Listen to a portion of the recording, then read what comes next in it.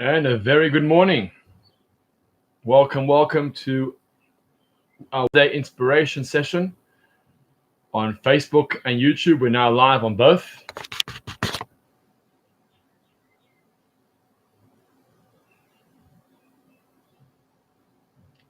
I see everyone logging on. L'chaim, yes, l'chaim. It's one and all. As you log on to Facebook and to YouTube, a very warm welcome. To share your comments in the comments bar. We'd love to hear from you and welcome you personally. Good morning.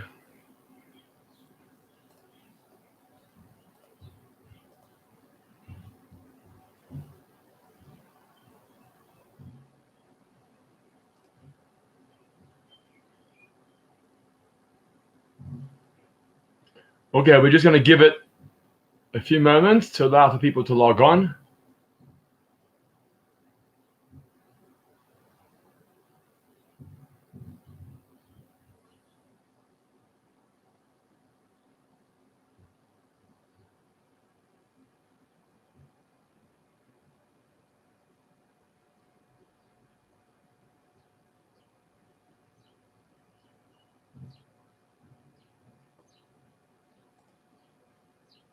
Okay, let me welcome everybody who's here.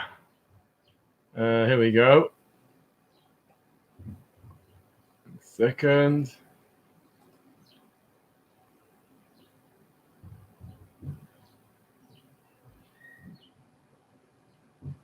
Good morning to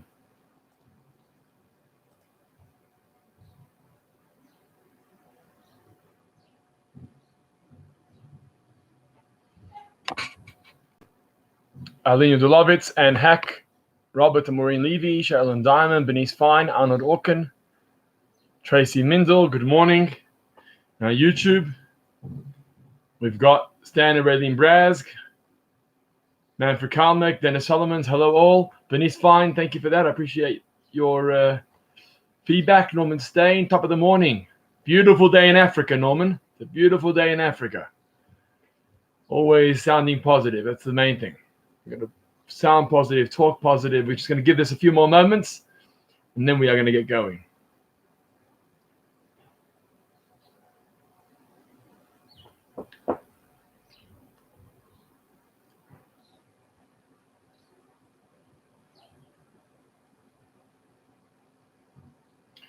Okay, here we go. So during the lockdown period, we've all spent a lot of time on technology and the internet, I'm sure. Eleanor Kotkas, hi. Chevy Jasanovsky, all the way from Israel, live. Good stuff. Good to see you. We've all been on our technology and our gadgets and the internet, I would say, a fair bit over the last few months since lockdown. It's not as if we're not on the gadgets in normal days too, but in particular during this time. So here are some interesting facts. They once did a search. You can search Google to see what are the highest level searches that people look for at certain peaks of the year. So they found that on the 1st of January, one of the highest level Google searches on the 1st of January, listen to this, is diet. Diet. Why? Because comes the beginning of the year, 1st of January, and everybody makes New Year's resolutions. And so people look for diets on the internet. They start searching Google on the 1st of January looking for a diet. Or not just on the 1st of January and New Year's, but throughout the year, the beginning of every month, people are searching for new resolutions. This month of September coming up, I'm going to do this and that. This month of October, I'm going to lose more weight. Whatever it is, always the beginning of the month, the beginning of the year, is our minds are focused. We try and take on new resolutions. They don't always last. Sometimes they do, sometimes they don't. But it's normally the beginning of a month, the beginning of the year, that we make these New Year's resolutions. Good morning, David Ginsburg in Clemenson. Nice to have you both here. In fact, I heard a very interesting point that when the banks send out their promotions to their clients, thanks Dawn and Mark Orlovitz, thanks for joining. When the banks send out their promotions to their clients with life policies or investment policies or whatever the case may be. Hi, Dennis. Do you know when is the most successful time? When do the clients take on these promotions most? Listen, on someone's birthday. When that's what they say, that when the banks message or email or send mail to their clients with new resolutions or new offerings, it's normally on a birthday that people chap it. Why? Because we see birthdays as a new beginning. We see birthdays as a new beginning, and therefore, if the bank's offering me an offer on my birthday, then I want to take it on. And so the highest level of take-up of these offerings is normally associated to someone's birthday. So, as you can see, the theme that I began with is renewal. When things are fresh, when the year is fresh, when the month is fresh, that's when we are most committed to improving ourselves and to recommitting ourselves. Hi, Ronnie Kotkas. That's the realities of life. I'm going to connect it to the parasha because there's something very, very interesting and fascinating that features in the parasha. Before I get onto that, I think it's associated and related to the time we find ourselves in, because it's a sense of renewal. Okay, we are preparing for a new year. In 3 weeks' time is the Rosh Hashanah, the new year of 5781. Who would have believed? But in addition to that, it's now renewal because we're heading back to the shuls. And once again, shul services are starting again. Obviously in very different circumstances, but nonetheless, minyanim are taking place. And so there's a sense of freshness, there's a sense of renewal. And this is when we start searching for diets, or we start searching for prayer. How do I daven better? Or we start searching for how do I stop myself from talking in shul during davening? You know, these are the sorts of New Year's resolutions. Or how do I convince my friend to join me to shul so that he too or she too can benefit from the inspiration? Hi, Ruth. Thanks for joining. So these are the things that go through one's mind when you start the shul process again. But my prayer and my hope is that we don't lose it. My hope is that the inspiration. Oh, hold on 1 second. There's a gadget buzzing here in the study. 1 second.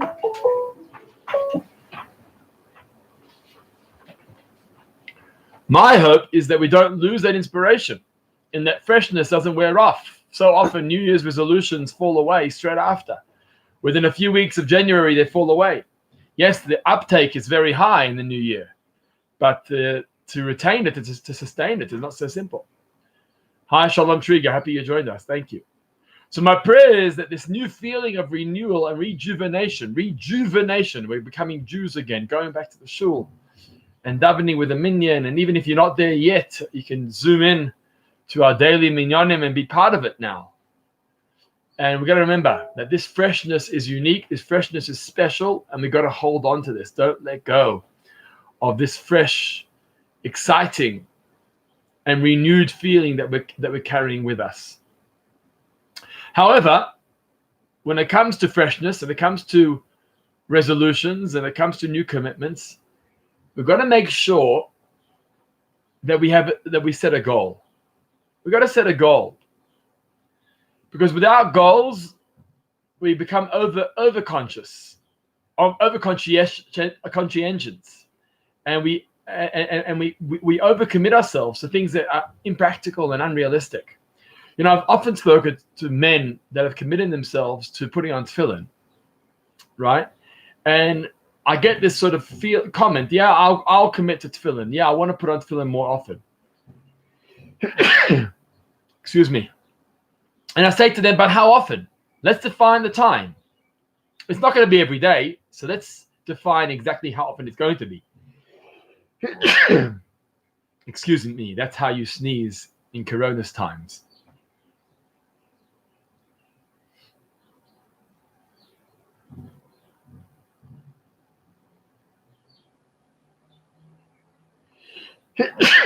Oi, excuse me, the door's open and the air's coming in. Change of season. The sneezing has started. So it's very nice to say that I want to put on tefillin more often and more frequently. But we got to define it. Apologies there too. Maybe some water will help.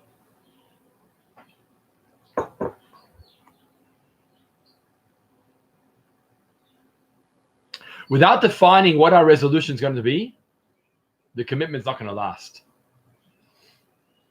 Thank you, David Seif. So gesund. Thank you.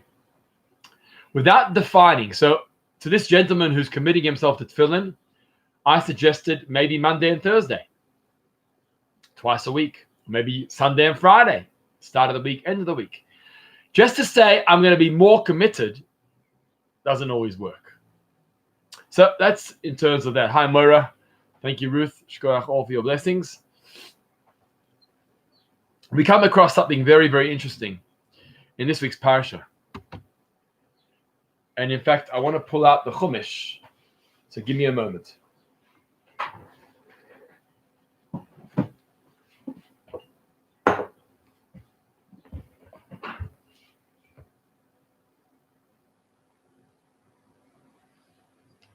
So let me share with you something that features at the beginning of the parasha. But there's one word that I want to point out. We're talking here about a female captive of war, which is a very strange scenario. Torah is talking to the soldiers who are going out to battle. Moshe Rabbeinu tells them, you may put your eye on to a woman. You may want her. You may want to marry her. She's not Jewish. And the Torah allows this soldier to, in fact, take this woman home. Complicated halacha.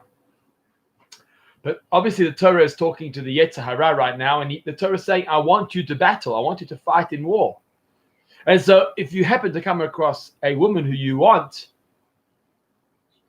and you desire to be with, the Torah allows the soldiers to take this woman home. But listen to the wording.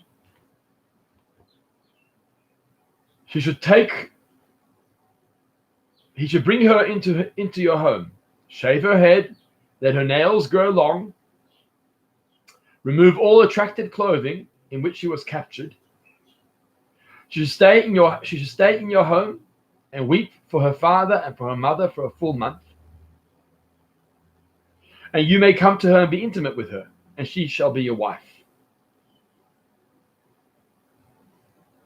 If you do not desire her, then you should send her away to do as she wishes.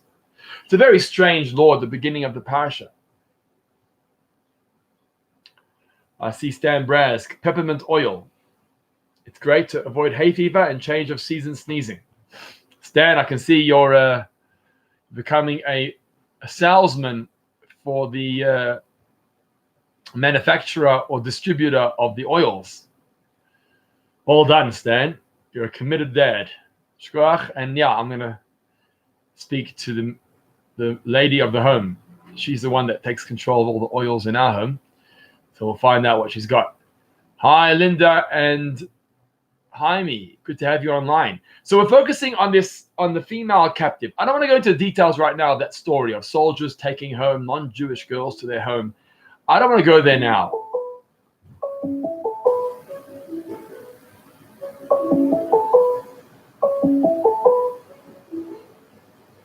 I tell you what I want to focus on. I want to focus on a word. What is the Hebrew word for a month in the Torah? I'm going to ask you, my dear students, all 30 of you who are online with us right now, what is the Hebrew word for a month generally in the Torah? Please share the answers in your comments on either Facebook or YouTube. I'd love to hear from you.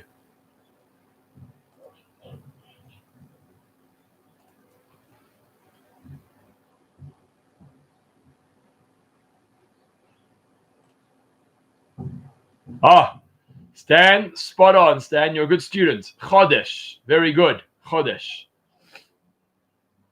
Well, guess what? In this parsha, in the context of the captive woman, at the beginning of the parsha, it uses a different word. Thank you, Ruth and Tracy. It uses a different word. And Shevi, Me'aretz. Toda rabba Shevi Me'aretz. Thank you very much. Chodesh, exactly. But in the beginning of the parsha, we have a new word. It's called Yerach. It's called Yerach. And this lady, this captive of war, should sit in his home for 1 month before he comes onto her. Thanks, Robert and Maureen, in Hebrew. Toda rabba. 1 month. Yerach Yamim. Interesting, hey? Yerach for 1 month. Now, we know that Yareach is a moon, so it makes sense that Yerach or Yareach means a month, but it doesn't feature at all in the Torah. There's only one other time. Jonathan Landau from Beit Shemesh, Israel. Nice to have you online with us. There's only one other time that we find the word Yerach in context of a month, and that is by Moshe Rabbeinu. When Yocheved hides Moshe, there it says, Shlosha Yerachim. She hides him for 3 months. Now, the question's obvious. That's not the typical word for a month. The typical word for a month is Chodesh. We'll get to that in a moment, why it's Chodesh. But why Yerach? Here, and in Moshe Rabbeinu's context, why would the Torah change the terminology to Yerach? So I heard a beautiful insight by a colleague of mine in Israel who shared with me that he found in an old sefer, an old book, he found a beautiful explanation. When we write a ketubah, we write that so-and-so and so-and-so is getting married in this month, the Chodesh, this month of this year in this particular city. So when we get married, we write the word Chodesh. In a get, God forbid, in a case of a divorce, and a get is being written, it doesn't say Chodesh, it says Yerach. The Torah indicates from various psukim that when it comes to divorce, divorce is linked to Yerach. Or Yareach. When it comes to marriage, we use the word Chodesh. That's the principle. Generally, Torah prefers using Chodesh, even though they both mean the same. They both refer to the renewal of the moon and the renewal of the month. But when it comes to marriage, we use the word Chodesh. When it comes to divorce, get, we use the word Yareach. And now it makes sense. If that's the explanation, it makes sense why here in this context and in Moshe Rabbeinu's context, it makes sense why the word Yareach was used here. Why? Because we're talking about a woman who really this soldier should not be taking home with him. Really, he should be marrying a Jewish girl, not a non-Jewish girl. In fact, the commentators point out this is not just a regular non-Jewish girl. If you read the storyline, it looks like she got dressed up for this. Because it says that she takes off her dress of captivity. What's a dress of captivity? What, she got dressed for this? She put on a dress, a simla. A dress implies formalities. You get dressed up for an occasion.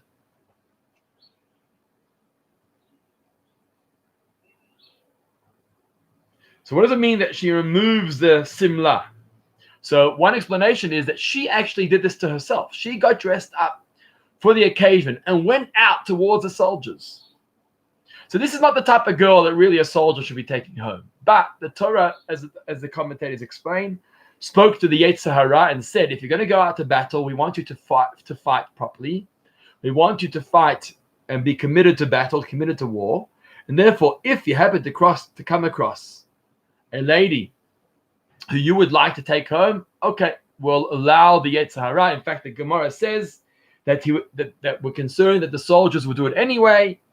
So therefore, rather let's let it happen than have the soldiers do it in transgression. It's a very strange scenario. But what the Torah is saying is as follows.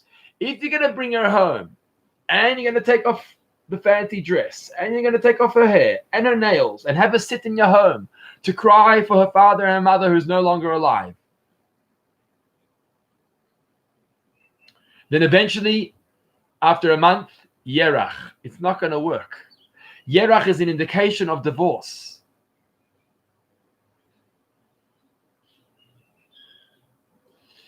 Stan Braz dealing with a woman and her possible pregnancy. No, not in this case. I hear the context because of the cycle, the lunar cycle, but not in this context here.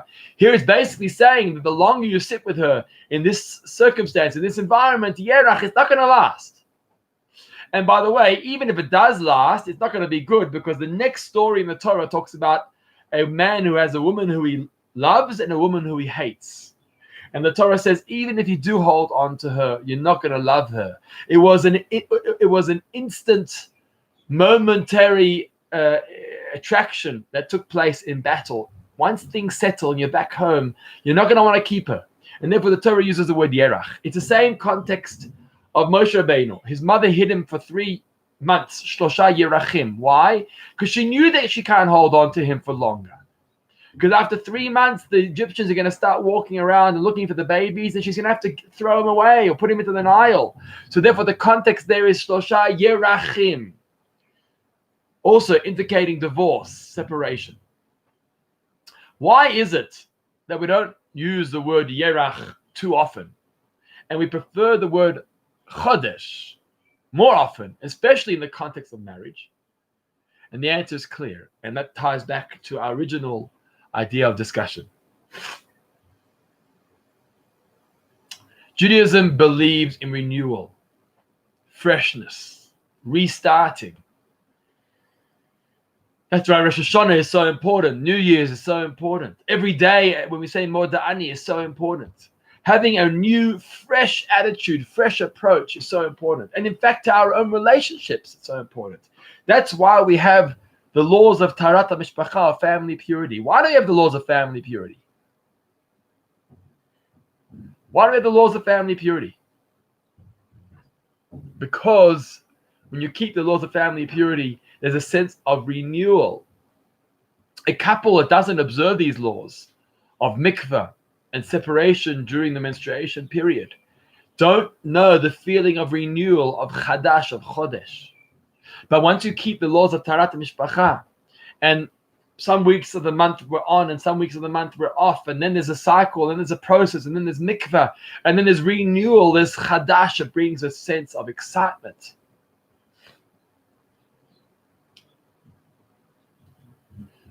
You know, when it comes to the passing of Moshe and the passing of Aaron, we find a very interesting thing.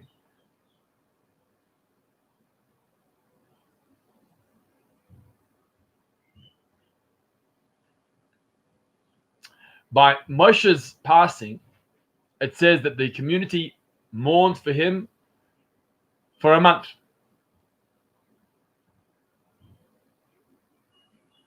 And then the mourning ended.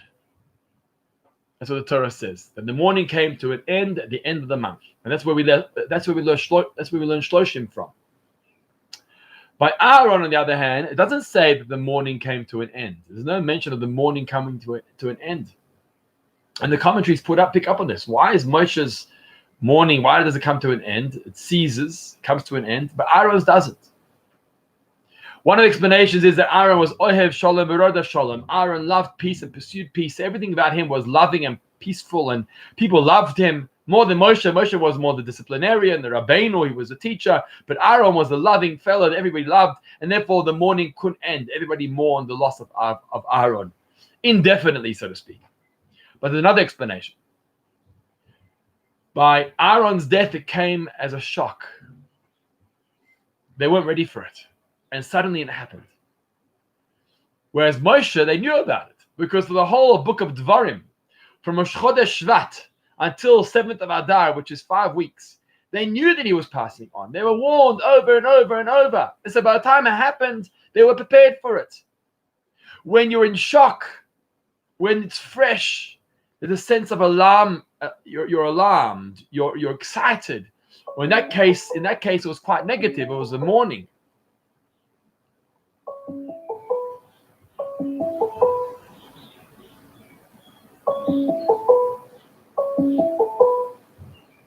Sounds like an airport, that buzzing. Sorry about that, coming from another device. So by Aaron, where they were in shock, they couldn't get over it. So when there's a sense of freshness, of excitement, the connection is a lot deeper. When we know something and we know someone and we become accustomed to it, then it's the norm. Then it just happens. Moshe Rabbeinu passed away and the morning ended after 30 days. We've been married for 10 years, 20 years, 30 years. And every day we've been together. So why should tomorrow be any more exciting? That's why the Torah uses the word chodesh, chadash, renewal. Yerach is used for a case of divorce.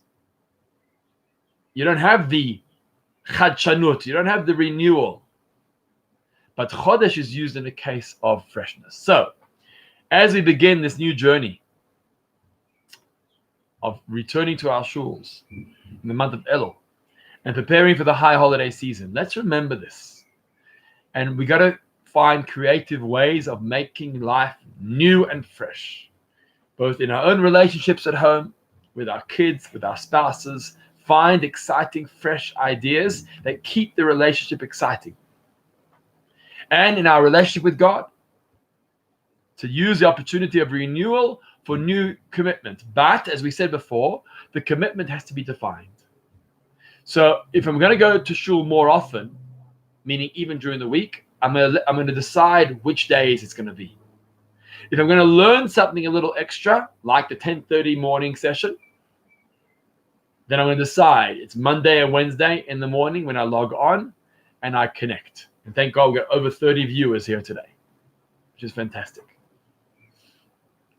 And so I have my set times. And when we have set times and we've defined what exactly our goal is and what we're aiming to accomplish in these new resolutions, then the chadshanut, the freshness and the renewal is going to last us a long time. It's when we make these airy, flary, long-term plans which never last. They never last. They don't work. We've got to have a defined time and use the chodesh, not the yerach, not the case. If we don't have, the truth is, if we don't have a defined timeline, or we don't have a defined growth chart, then it's going to be yerach, which means divorce. It's not going to happen. It's going to fall apart.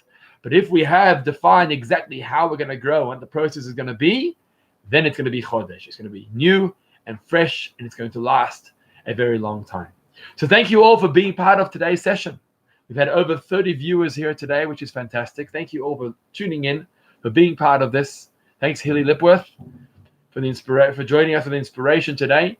We'll be back Monday morning, 10:30 a.m., Facebook and YouTube live. I hope you'll join us then.